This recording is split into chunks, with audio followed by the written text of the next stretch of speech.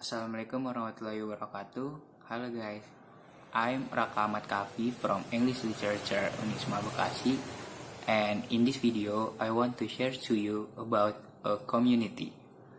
This community is a community that care about environment. Let's see my video. Youth for Climate Change, YFCC Indonesia. The formation of Youth for Climate Change Indonesia began with the formation of the National Council for Climate Change (DNPI) on 4 July 2008, which was chaired directly by Mr. Susilo Bambang Yudhoyono, who also served as president at that time. The NPI was formed by involving 17 ministerial agencies and the Geophysical Meteorology Agency or BMKG of Indonesia as a form of the Indonesian government's commitment to responding to increasingly complex challenges in climate control. The NPI is tasked with formulating national policy strategies, programs, and activities to control climate change.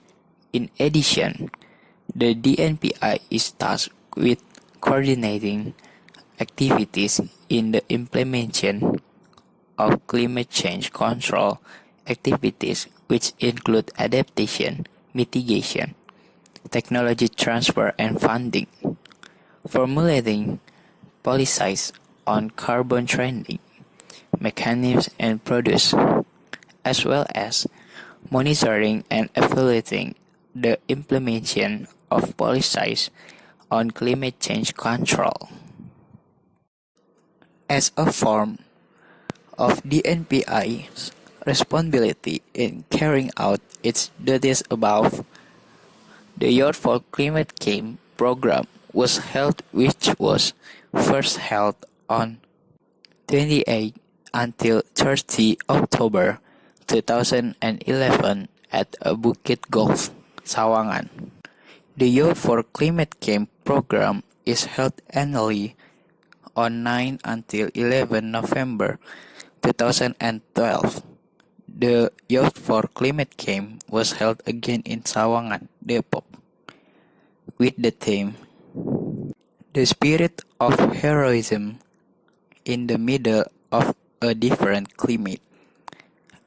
And on 1 until 3 November 2013, Youth for Climate Change, in collaboration with the Japan International Cooperation Agency or JICA, was held at Villa Wiladatika, Cibubur, with the theme "Meeting to Build Togetherness Amid the Changing Climate."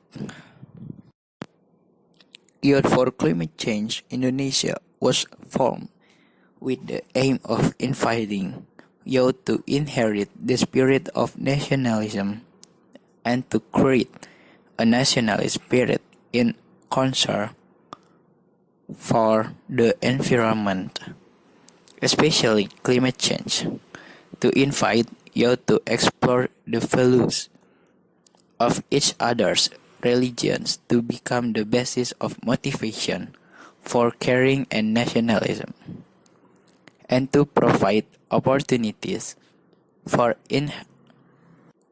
interfaith encounter more intensively in order to get to know each other, understand and respond to the problems of climate change. At the beginning of the formation of Youth for Climate Change Indonesia, the first activity held was YFCC Peduli. YFCC Peduli is a Youth for Climate Change activity to help flood victims in Kampung Pulo by distributing direct aid to flood victims in the amount of 7 million rupiah, which was obtained from the hard effort of the 2014 Youth for Climate Camp Commit. Apart from YFCC Peduli, in 2014, Youth for Climate Change Indonesia has begun to be social to schools through the YFCC Goes to School program, participating in various promotional agendas, such as the Indonesia Climate Change Education Fair and the Expo at GCC Senayan by the NPI, as well as introducing himself to government official at BPTT Sarinah on the 24-hour of climate reality agenda. These activities are one of the media for Youth for Climate Change Indonesia in building networks and collaborating with various institutions and organizations in taking action. Since it was first formed, Youth for Climate Change has received guidance for the NPI. However, Youth for Climate Change Indonesia is aware of the business of the DNPI mentors who cannot always accompany them all the time, so Youth for Climate Change Indonesia must learn to stand alone and not to be dependent on the NPI. Therefore, as an environmental organization that focuses on climate change education, now Youth for Climate Change Indonesia has grown into an independent organization that is not bound by anyone. Since 2015, the DNPI was disbanded, and the solution was because the duties and function of DNPI were handed over to the Ministry of Environment and Forestry. Even though the NPI has been merged into the Ministry of Environment and Forestry, this is no way deters for Youth for Climate Change Indonesia's steps to continue to grow and develop. In fact, this is a big challenge for Youth for Climate Change Indonesia to become more independent. However, Youth for Climate Change Indonesia is the largest youth organization in the field of climate change, recognized by the government and the world.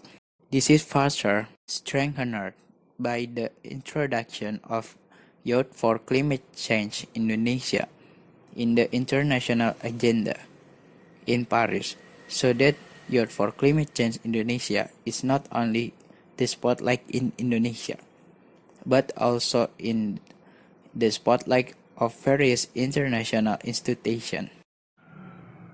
And that's the end of my video. I hope you enjoy watching my video. Thank you for watching. See you.